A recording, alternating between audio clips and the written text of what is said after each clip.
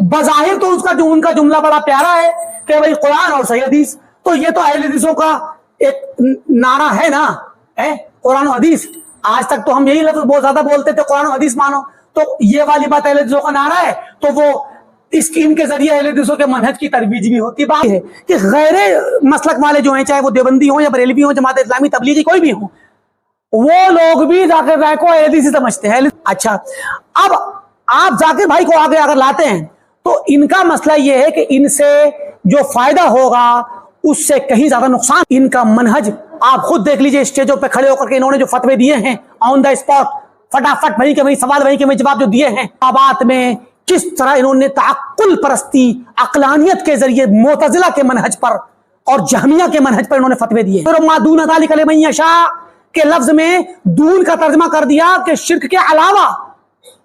दून का तर्जमा शिर्क के अलावा नहीं होता, शिर्क के अलावा तो कुफ्र भी होता है, और वो कुफ्र ही कर रहा है वो इंसान जो अल्लाह के नबी पर ईमान नहीं रखता है। छोड़िए इस मसले को, एक आदमी है जो जो जो बज़ाहिर मुसलमान है और कभी शिर्क नहीं करता और बड़ा नेक नमाजी है, लेकिन कुरान करीम को अपने जूते बना करके चलता है और बैतुल खला में गंदगी में जाकर के रौंदता है कुरान को। बताइए मुसलमान है क्या वो? जन्नत में जा सकता है वो? शिर्क तो नहीं कर रहा, वो कुफ्र कर रहा है। बिस्मिल्लाहिर्रहमानिर्रहीम।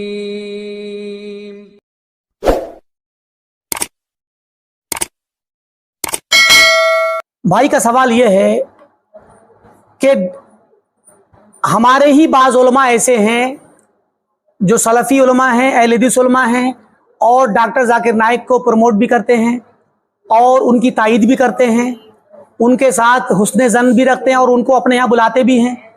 और बाज़ जगहों पे, बाज़ पड़ोसी मुल्क में जहाँ बुलाया जा रहा है तो बाज़ उलमा, हमारे जो अहले हदीस उलमा हैं, उन्होंने उनकी तायीद भी की है और ये कहा है बल्कि कि उनके हमारे यहाँ आमद पर सिर्फ बिदती लोग ही तिल मिला रहे हैं या नाराज हो रहे हैं या बुरा मान रहे हैं। तो आखिर हमारे उलमा के दरमियान एक मौक़िफ़ क्यों नहीं है? मेरा ख्याल आपका सवाल यही है। तो अब ये जवाब इसका ये है, नहीं, इसका जवाब ये है कि देखिए डॉक्टर जाकिर नाइक साहब हैं, उन्हीं की बात हम करेंगे। हमारे उलमा दो तरह के हैं, मतलब देखिए दो तरह के, मतलब हर इंसान में आप इस जो मैं बात कहने जा रहा हूं, पैमाना बताने जा रहा हूं, इस पैमाने पे आप अगर देखेंगे तो लोग आपको दो ही तरह के मिलेंगे। एक वो उलमा जो डॉक्टर जाकिर नाइक को पूरे तौर पर जानते हैं, ठीक, दूसरे वो लोग जो पूरे तौर पर नहीं जानते। तो जो लोग पूरे तौर पे जानते हैं का मतलब है कि वो उनके मनहज को जानते हैं, उनकी पूरी तारीख को जानते हैं, उनकी तमाम बातें, और खासकर जो पीछे के उन्होंने उनके लेक्चर्स वगैरह थे, उनका जो तरीका था, उनकी बहुत से उनका जो मेथड सामने आया उसको भी, और उनके पीछे की तारीख जो थी उसको जानते तफसील से, ठीक। एक तो वो उलमा है और वो कभी भी इनकी तायीद नहीं करेंगे, ठीक। और दूसरे वो उलमा हैं जो उनको सिर्फ दाई की हैसियत से जानते हैं मगर उनकी वो तफासिल नहीं जानते, जो मनहज वाली हैं। अच्छा, लिहाजा अगर वो दाई की हैसियत से जानने वाले ये कहें कि भाई उनकी तायीद करें तो उनका इतने एतबार से तायीद करना बनता है, ठीक। एक और इसी तरह के, इसी वाले जिम्न में, इसी वाले कैटेगरी में कुछ लोग ऐसे भी हैं जो डॉक्टर जाकिर नाइक को जानते हैं कि उनका मनहज सही नहीं, वो जानते हैं कि मनहज सही नहीं, मगर फिर भी तायीद करते हैं। क्यों? ये बात समझिएगा।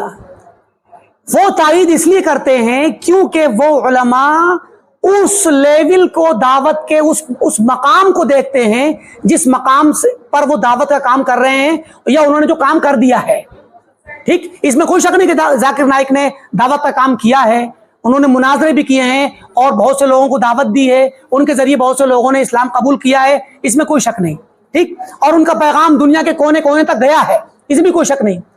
तो कुछ लोग ऐसे होते हैं जो औलवियात का मसला होता है, कुछ लोग तरजीह देते हैं दावती मैदान को और दावती पहलू को तरजीह देते हैं और वो इस चीज को पीछे रख देते हैं। उनका ये कहना है, वो सोचना होता है, कहना मानना होता है कि भाई एक शख्स अगर दावत का काम कर रहा है और उसके जरिए दूर तक आवाज जा रही है और दावत میں بہت سی چیزیں اس کے ذریعے دنیا کے کونے کونے تک پہنچ رہی ہیں، تو اس سے پہنچنے دو، دعوت کام ہونے دو، کیونکہ وہ اس ایسپیکٹ سے دیکھ رہے ہوتے ہیں کہ پیغام بہت دور تک پہنچ رہا ہے، تاکہ اس کی آواز پہنچے تو اسلام بھی قبول کرنے والے بڑھیں۔ اور بظاہر تو ان کا جملہ بڑا پیارا ہے کہ بھائی قرآن اور صحیح حدیث، تو یہ تو اہل حدیثوں کا ایک نعرہ ہے نا، قرآن و حدیث۔ آج تک تو ہم یہی لفظ بہت زیادہ بولتے تھے، قرآن و حدیث مانو، تو یہ والی بات اہل حدیثوں کا نعرہ ہے، تو وہ ان کے ذریعے اہل حدیثوں کے منہج کی ترویج بھی ہوتی ہے۔ بعض لوگ یہ بھی اس کو اپنے لیے خیر کا باعث سمجھتے ہیں، حالانکہ اچھا ایک بات اور بھی ہے کہ غیر مسلک والے جو ہیں، چاہے وہ دیوبندی ہوں یا بریلوی ہوں، جماعت اسلامی، تبلیغی، کوئی بھی ہوں، وہ لوگ بھی ذاکر نائک کو اہل حدیث سمجھتے ہیں، اہل حدیث کو کھاتے میں ڈال دیتے ہیں۔ تو اب کیا ہے، کیونکہ ان کی جملے یہ دو لفظ ہیں، حدیث اور صحیح حدیث اور قرآن، تو اس لفظ کی وجہ سے کیا ہے کہ لوگ سوچتے ہیں کہ بھئی اس کے ذریعے ہمارے منہج کی ترویج ہو رہی ہے، تو ہونے دو نا۔ بھئی بہت سے لوگ ہیں جو ان کے ذریعے ٹھیک ہوں گے تو اہل حدیث بن جائیں گے، جب ہمارے پاس آئیں گے تو ہم ان کو ٹھیک کر لیں گے، نوک پلک ٹھیک کر دیں گے ان کی، یہ والی چیز۔ لیکن بات ہے کہ اسی میں ہے آپ کا جواب، کہ کچھ لوگ اس پہلو کو ترجیح دیتے ہیں اور منہج کے پہلو کو تھوڑا سا نظر انداز کر دیتے ہیں۔ لیکن میں یہ کہوں گا کہ جو لوگ اس پہلو کو، دعوت کے پہلو کو اگر ترجیح دیتے ہیں اور منہج کے پہلو کو اگر نظر انداز کرتے ہیں، تو یہ ان کی ترجیح صحیح نہیں ہے۔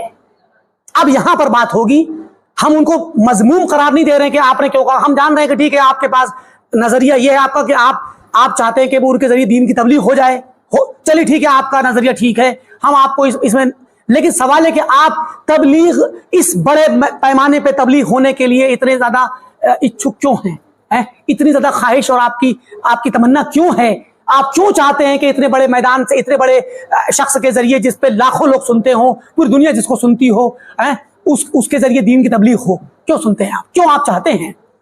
کیا آپ کے پاس ترجیح کی دلیل ہے؟ قرآن کریم کا تو منہج دوسرا ہے، وَقَلِيلٌ مِّنْ عِبَادِيَ الشَّكُورُ، کہ اللہ فرماتا ہے کہ میرے شکر گزار بندے تو بہت کم ہیں۔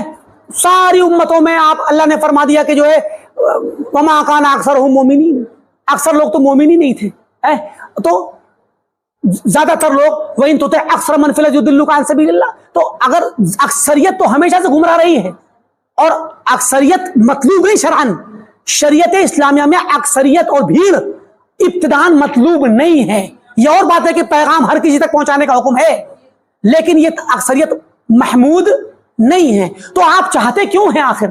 اچھا ٹھیک ہے، اچھی بات ہے کہ ایک انسان پوری دنیا میں پیغام پہنچا دے، تو کیا اس کا کوئی بدیل نہیں ہے؟ کیا وہی ہے کہ انسان ایسا ہے، یا ذاکر بھائی اکیلے ایسے کہ دنیا میں پیغام پہنچا سکتے ہیں؟ ٹھیک ہے وہ پہنچاتے ہیں، ان کی جگہ پہ اور بہت سے لوگ پہنچا سکتے ہیں، تو وہ لوگ جو صحیح منہج پر ہیں ان کو آپ سامنے لائیے، ان سے پیغام پہنچوائیے آپ۔ اچھا اب آپ ذاکر بھائی کو آگے اگر لاتے ہیں تو ان کا مسئلہ یہ ہے کہ ان سے جو فائدہ ہوگا اس سے کہیں زیادہ نقصان ہوگا، یہ ہمارا ماننا ہے۔ اور اب اس ترجیح کو آپ ملا کے دیکھ لیجئے، آپ کی ترجیح ہے کہ ان کے ذریعے فائدہ زیادہ ہوگا، ہماری ترجیح یہ ہے کہ ان سے جو فائدہ ہوگا اس سے کہیں زیادہ نقصان ہوگا، اور ایسا بالفعل ہوا ہے، ایسا ہی بالفعل ہے کہ ابتداءً یہ بات بہت زیادہ آپ کو خطرناک نہیں لگے گی کہ قرآن اور صحیح حدیث، قرآن اور صحیح حدیث، لیکن ان کا منہج آپ خود دیکھ لیجئے، اسٹیجوں پہ کھڑے ہو کر کے انہوں نے جو فتوے دیے ہیں آن دا اسپاٹ، فٹافٹ وہیں کے وہیں سوال، وہیں کے وہیں جواب جو دیے ہیں، کبھی کبھی ایسے سوال آ جاتے تھے، تو ان جوابات میں کس طرح انہوں نے تعقل پرستی، عقلانیت کے ذریعے معتزلہ کے منہج پر اور جہمیہ کے منہج پر انہوں نے فتوے دیے ہیں۔ ایک مثال دے کر بات ختم کروں گا۔ ڈاکٹر صاحب نے دبئی کے اندر ایک پروگرام کے اندر کسی نے سوال کیا ڈاکٹر صاحب سے کہ جو ہے کوئی انسان اگر اللہ تعالیٰ پر ایمان نہ رکھے، اللہ تعالیٰ پر ایمان رکھے لیکن اللہ کے نبی پر ایمان نہ رکھے اور کوئی شرک بھی نہ کرے تو کیا جنت میں جا سکتا ہے؟ مشہور واقعہ ہے، بہت بار ہم نے سنایا، آپ نے سنا ہوگا۔ انہوں نے بار بار دہرایا، پہلے تو کہا کہ بھئی اللہ کے نبی پہ ایمان رکھنا ضروری ہے، انہوں نے یہ بات کہی، تو اس نے سوال کرنے والے نے کہا کہ نہیں، وہ اللہ کے نبی پہ ایمان رکھنے میں بھی تھوڑا سا کنفیوز ہے، وہ کہہ رہا میں ابھی تحقیق کر رہا ہوں، ابھی نہیں رکھتا، میں بعد میں ہو سکتا ہے لیکن ابھی میں نہیں رکھ رہا ہوں، مگر میں شرک نہیں کرتا اور اللہ تعالیٰ پر ایمان رکھتا ہوں، تو کیا جنت جانے کی کوئی گنجائش ہے؟ تو کہا کہ کیا وہ شرک نہیں کرتا؟ بولے نہیں کرتا۔ تو کیا آیت پڑھی، استدلال کہاں سے کیا ڈاکٹر صاحب نے؟ ان اللہ لا یغفر ان یشرک بہ ویغفر ما دون ذلک لمن یشاء، قرآن کی اس آیت سے استدلال کیا کہ اللہ نے فرمایا کہ اللہ تعالیٰ معاف نہیں کرے گا اس انسان کو اگر اس کے ساتھ شرک کیا جائے تو معاف نہیں کرے گا، لیکن شرک کے علاوہ جو بھی گناہ ہوں گے ان کو جسے چاہے گا اس کو معاف کر دے گا۔ تو شرک کے علاوہ ہر گناہ کو معاف کر سکتا ہے۔ تو کہا چونکہ وہ شرک نہیں کر رہا ہے تو اس کے جنت میں جانے کی انہوں نے بڑی لمبی پرسنٹیج بتائی کہ 0 پوائنٹ کے بعد 0.00000 لگا کر، مطلب ہزاروں نہیں، لاکھوں نہیں، کروڑوں نہیں، اربوں خربوں مطلب احتمالات، اور اس میں کوئی نہ کوئی ذرا سا معمولی سا احتمال کے مثال بھی دی برج خلیفہ سے گرنے کی۔ سوال یہ ہے کہ ہم یہاں جو بات کریں گے وہ یہ کریں گے، ہم یہ نہیں کہیں گے کہ آپ نے مشرک کو کافر کو جنت میں جانے کا ایک امکان اور وہ دے دیا۔ بات اصل یہ نہیں ہے، یہ تو غلط ہر کوئی کہے گا، اس کو تو ہر مسلمان کہے گا کہ غلط ہے کہ کافر جو اللہ کے نبی پہ ایمان رکھتا اس کو آپ جنت میں جانے کے ایک چانس دے رہے ہیں، سے کمزور ہی صحیح۔ یہ والی بات پہ ہم یہاں پر توجہ نہیں دینا چاہتے، ہم توجہ دینا چاہتے ہیں آپ نے جس آیت سے استدلال کیا یہ استدلال آپ کا غلط ہے، یہ استدلال آپ کا صحیح نہیں۔ پہلی چیز تو یہ ہے کہ اس استدلال کے اندر آپ آیت کا میننگ ہی نہیں جانتے۔ پہلی چیز تو یہ گویا آپ نے جہالت کے ذریعے، کم علمی کے ذریعے تبلیغ کی، کم علمی کے ذریعے فتویٰ دیا، کیونکہ آپ نے وَيَغْفِرُ مَا دُونَ ذَلِكَ لِمَن يَشَاءُ کے لفظ میں دون کا ترجمہ کر دیا کہ شرک کے علاوہ۔ دون کا ترجمہ شرک کے علاوہ نہیں ہوتا، شرک کے علاوہ تو کفر بھی ہوتا ہے، اور وہ کفر ہی کر رہا ہے وہ انسان جو اللہ کے نبی پہ ایمان نہیں رکھتا ہے۔ چھوڑیے اس مسئلے کو، ایک آدمی ہے جو بظاہر مسلمان ہے اور کبھی شرک نہیں کرتا اور بڑا نیک نمازی ہے، لیکن قرآن کریم کو اپنے جوتے بنا کر کے چلتا ہے اور بیت الخلا میں گندگی میں جا کر کے روندتا ہے قرآن کو۔ بتائیے مسلمان ہے کیا وہ؟ جنت میں جا سکتا ہے وہ؟ شرک تو نہیں کر رہا، وہ کفر کر رہا ہے، اور زبانی کفر بھی نہیں کر رہا، عملی کفر کر رہا ہے۔ تو ایسا شخص آپ کہیں کہ اللہ تعالیٰ نے کہا ہے کہ شرک نہیں کرے گا جہنم میں مطلب معاف ہو سکتا ہے، وہ جنت میں جا سکتا ہے، تو کیا اس شخص کو جنت میں جانے کے لیے کہیں گے آپ؟ لہٰذا یہ ترجمہ ہی غلط ہے آیت کا۔ آپ کو لفظ کا میننگ ہی نہیں پتا کہ لفظ دون کا ترجمہ کیا ہوتا ہے، تو پتا کیا چلا؟ منہج نکالیے یہاں سے۔ ڈاکٹر صاحب کا منہج یہ ہے کہ جہالت کے باوجود تبلیغ کر سکتے ہیں آپ، قرآن کی تفسیر جانا نہ جانا تفسیر کر سکتے ہیں آپ، اور فتویٰ دے سکتے ہیں۔ تو ان کا منہج تو یہ ہے۔ اب یہ کھڑے ہو کر لاکھوں کے مجمع نے جو سنا تھا، وہ کتنے لوگ اس پیغام کو لے کر گئے، اور کتنے لوگوں نے ہمارے ان کمنٹوں کو سن کر کے بعد میں اپنی اصلاح کی؟ چند لوگوں نے کی ہوگی، لاکھوں کے مجمع نے جا کر کے تو فتویٰ سن لیا، اور اس شخص نے جو فتویٰ سنا تھا وہ لے کر کے اپنے ملک میں اور اپنے علاقے میں گیا، اور اپنے سارے کفار کو جو اللہ کے نبی پہ ایمان نہیں رکھتے، چاہے نصارہ ہوں یا یہودی ہوں یا کچھ بھی ہوں، اور ان کو جا کے بشارت دے دی کوئی بات نہیں مسلمان مت ہو۔ ذاکر صاحب نے دے دیا تم لوگوں کو سرٹیفکیٹ کہ مسلمان ہونے کی ضرورت نہیں، اسلام اللہ کے نبی محمد آخر زمان پر جو ہے ایمان لانے کی ضرورت نہیں ہے صلی اللہ علیہ وسلم، کیونکہ ان پر ایمان لائے بغیر بس شرک مت کرو جنت جا سکتے ہو۔